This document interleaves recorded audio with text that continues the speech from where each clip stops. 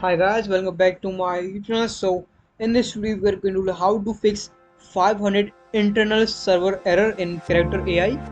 So first step is you have to click on here and you click on Google settings. So in here you have to click on privacy and security and you scroll down and you have to click cookies and other site data and you scroll down and you have to type to click on see all the sites and permissions. Now you have to write Character AI. So here it is, you have to clear data and cache.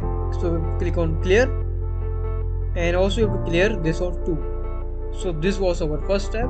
Now I will show the second step. You again click here. Now you have to click again here and you have to click on more tools and click on extensions. In here you have to disable all the extensions. So I will disable. So this is also an important step.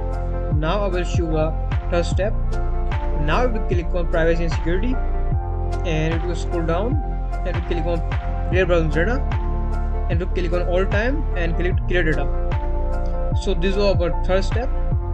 Now for all these steps, if this error doesn't solve, so click on here, click on more tools, click on extensions and enable the VPN and then reload the site.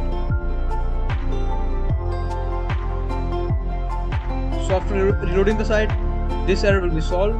So thanks for watching. See you in the next video. Bye.